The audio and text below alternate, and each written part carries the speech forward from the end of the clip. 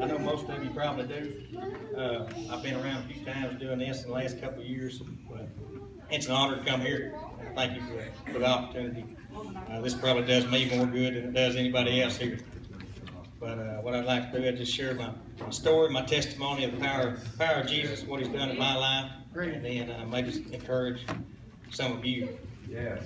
But growing up, I grew up in Grand Saline, and my papa was a Baptist preacher there at Main Street. Parents, Matt Means and Ann Means, raised us there. But at an early age, there were some problems in the church, and my papa had some sin in his life like any other man, and it affected the church. You know, the church turned against him and resulted in our family leaving the church. And I know a lot of the church members regret that, how they reacted, and I know it's painful to imagine a preacher hurting the church, but that's just facts. You know, they're men just like us, and they struggle with the same struggles we have. Amen. And we need to be praying for them and helping them all we can. Amen. But we left church, and I remember trying a few different churches around. My mom tried to take us, but our family just started falling apart.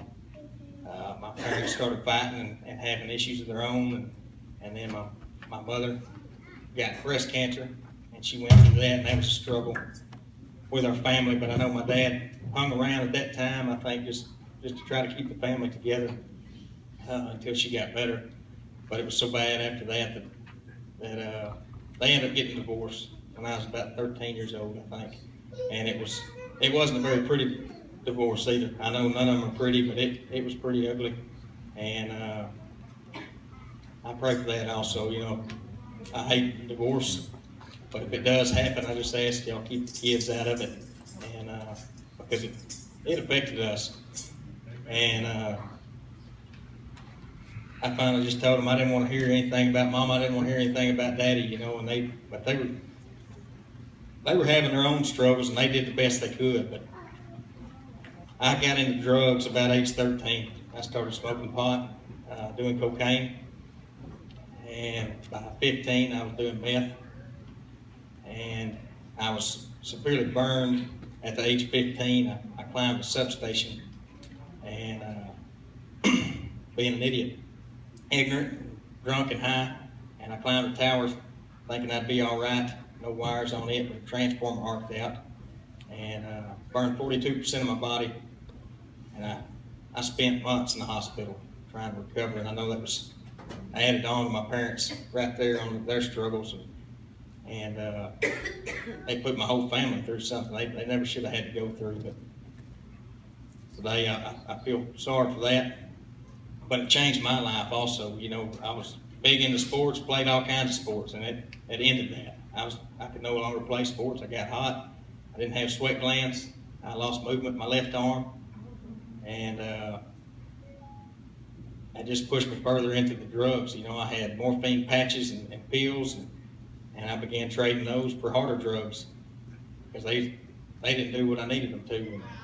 And months went on, and I just got deeper into it. And when I got out, I wasn't in a very good place. I became a thief and a liar and just disobedient just about any way I could be. I was selling drugs, and my parents begging me just to come home and just be home, you know, get off the drugs. I know I about destroyed my parents through that, but by age 17, I got arrested, and I spent a little time in juvenile detention center a few times and ended up in a drug rehab for about 6 months. And when I got out of there, I did all right for probably a year, maybe, and then I just got worse. And I began shooting up, and I went down a bad road, a really hard road, to where I just hated myself and I hated my life, and I didn't know how to deal with it. Like I said, we'd gotten out of church. I knew God was there, but I'd never really felt Him. And just going through that, I got tired of the drugs myself, just because I'd been up for a very long time, and I ate bunch of meth that I had, just really trying to kill myself. But it didn't happen. And when I came down, I looked around at myself and where I was living and who I was with, and I just asked myself, is this what you want out of life? You know, is this really what you want? And I decided, no, it wasn't. And so I quit doing the drugs, but I went and got a job working in the oil field, and I started doing that, but I continued to drink beer and smoke cigarettes, and occasionally I would get high. And I did that for years, just living my life, and I wasn't the same person I used to be. I wasn't a thief. I was part of the old me was back. You know, I was always a good kid when I was younger, but it was coming back, but I was missing something. Yeah.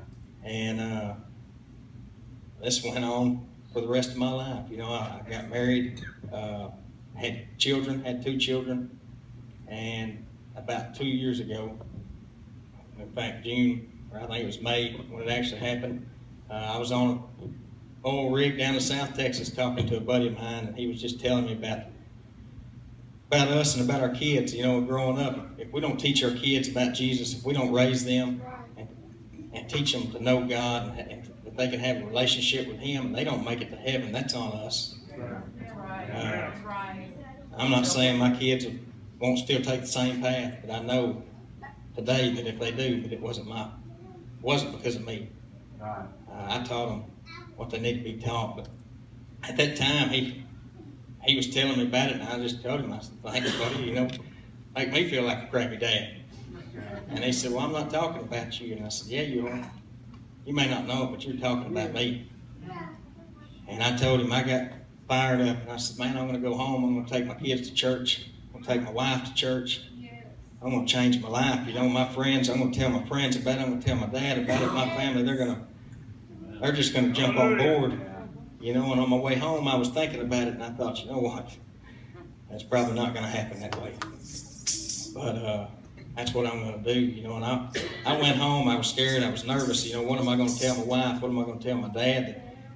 My friends and family, that I've always been the life of the party and running around, and what are they going to think of me? And I get home, and it was the weekend of the Salt Festival, and I ended up getting drunk down there. But that was the last time I've been drunk. Thank God. The last time I've drank a beer. Thank you, Jesus. And the difference this time, it convicted me when we were done, you know, and I didn't take my family to church that days off. I failed, but I went back to work, and I told my buddy, I said, I'm going to take them this time. I know it. And I got home, and we've been in church ever since. And thank you, Jesus. Yes, and my wife, it got pretty rough on us. You know, we did like to party together. And when I changed, she wasn't ready for it. And I had to accept that and just love it. But it was very hard for me, and it took about 16 months. But she finally gave her life to Christ 16 months later. And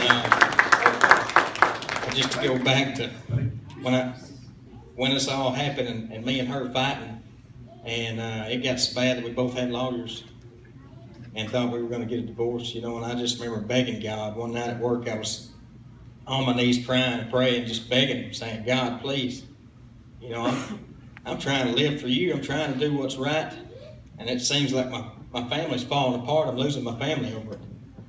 And He just picked me up right off the ground, me crying, tears stopped, and He said, son, I'm not tearing your family apart, I'm putting it together. And He did. He did that. I see it. But the next night, something else happened, and there went it was so powerful that night. I felt it so powerful, so real. And the next night, something happened. I went to doubting again.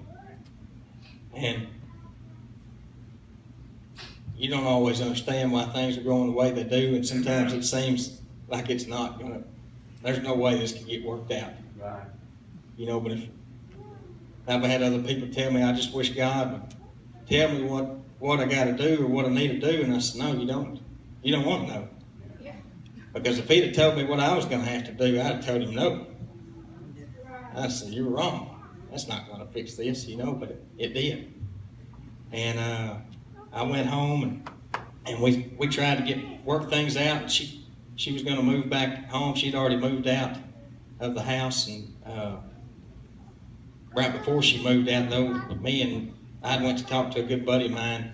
I was just going around. We pretty much quit talking, me and my wife, and I was just going around telling people what God is doing in my life and what I figured out, and I was headed to see my papa one day, and something told me I needed to go see another buddy of mine in Lindale, so I went by his house. Thank you, Jesus. And we talked for a little while, and then I told him, I said, Craig, I said, I got to tell you why I really came by, I said, there's been a change in my life, and I just went to tell him, and he looked at me and he said, well, we need to talk then. He said, because I've been doubting my faith, I've been doubting God, and looking into science and all of this, and he said, well, just how do you know it's real? How do you know it's really real? And at that time, my wife had texted me, and the message said that she was going to move in with her mom for a little while. So I just handed my phone to Craig, and I said, that's how you know it right there. Because I don't care what happens. I love my wife more than anything. But I will not go back to who I was. That's right. Thank you, Jesus. And I left, and then I went home to get my daughter. My wife was packing her things, and I was crying outside and broken. Just torn down, but clinging on to God. And Craig called me crying. Hallelujah. And just told me to keep doing what I was doing, because you never know what your words mean, and he had been somewhere, went to meet his sister, and she was having a rough time, and they were sitting out in the car out in front of Starbucks, and the man walked up out of nowhere and just told him, said, hey, God wanted me to tell you everything's going to be all right. Do you mind if I pray with you? And he told me he immediately just started crying and begging God to forgive him. Thank you, Jesus. I still work with Craig now, and he is on fire. Hallelujah. But That's my son. Hallelujah. Hallelujah. Thank you. But going on from there, like I said, it was not easy. It was a long road, and I just had to continue to work on myself. And then 16 months later, my wife gave her life to Christ, and we had the best relationship we've ever had. And it's not perfect. We fight, we argue, but I love her, and I know her heart, and she loves me, and that's where I really failed her. Looking back, I never was the man that she needed in her life, and I never led her down the right road. I took her and got her drunk and showed her what all not to do, and I believe if she had changed the same time I did, that I wouldn't have been ready to coach her, and it would have been 10 times harder. But now when she did make that decision, I can help her now. And so everything happens in God's time, and I know that He keeps His promises, because He promised me that He was putting my family together, and when it seemed like there's no way that could happen, on my way to work, I pulled over after 2-3 months of fighting with her, not moving in, and she was going to move in and decided not to, and I left and headed to work, and Tim had called me, my father-in-law, and me and him talked, and then I pulled over on the side of the road, and I just prayed to God, and I said, you know what, I don't know what your plan is, and I don't know what I got to go through, but I know what you told me, and I believe you, and I trust you, and I thank you. And that was 20 minutes later, my wife texted, asked if she could come home.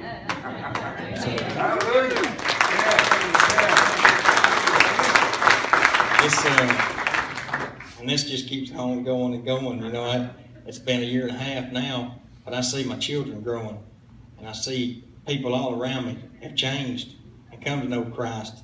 And sometimes it doesn't seem like you're doing any good, but you just got to keep fighting. Amen. Because I can think back, and it bothers me till today, and I wish I could find the man that said it. But I remember I was in Jacksonville, headed to a 4-wheeler ride, and I had 4 30-packs, and I was carrying them. And I set them down at the counter, and the guy behind me looked at my arm there, and he said, I really like that tattoo. And I looked at him and he said, what does it mean to you? I said, what is that? That's a cross. You know, I really didn't have a clue. Yeah. I couldn't tell him. And it ate at me. And I wasn't, I really didn't know what it was, but right now I do. And I know that's a symbol of the God that loves me, and that's the cross that my sins nailed him to. And I know that he still loves me, and he still cared enough about me to save me and to save my wife. And I'll never forget that. So that man planted a seed, and he didn't get to reap it. He didn't get to see the benefits, I don't think, but it's there. You know, it did affect me. It still affects me to today, and I still think about it. But I just want to encourage all of you, you know, this community really needs us, and it really needs the men out here to stand up and be the men that God intended us to be, to stand up for our wives and our children, and to lead, and for our youth, you know, to show them the way. And I just thank God every day for giving me another chance to do that. And I pray, and it's a struggle. It's very hard. It's not easy. You know, being a Christian my life doesn't go perfect.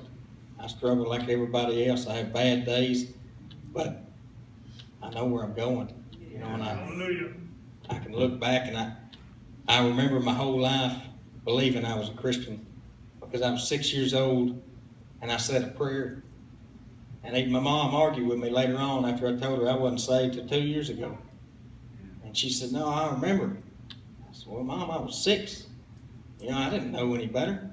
And I'm sure I meant it at the time, but I didn't know what it was going to cost me. And it is a free gift, but it doesn't mean we get to live our lives like we want to live them and go to heaven. You know, an argument I've had with some people, they say, well, we're saved by grace. And I say, yeah. We are saved by grace, but not everybody's saved by grace. And it's the Bible, you know, it'll tell you, John 3:3, truly, Jesus said, truly, truly, I say to you, unless one is born again, he cannot see the kingdom of God. And Romans 6:1-2, what shall we say then? Are we to continue in sin so that grace may abound? By no means. How can we who died to sin still live in it? Amen. So if you've got sin in your life, I encourage you to get rid of it. Right. Because I've also learned that in the last 2 years, you know, these little sins will try to get in there. They'll work their way in, and if you let them, you'll wind up so far away you forgot where you came from. That's right. And I just want to encourage everybody just to keep your heads up and fight the good fight, and know that this is real. And that I've seen it myself. I see it every day. And I just thank y'all. That's about all I got, I guess. Thank you.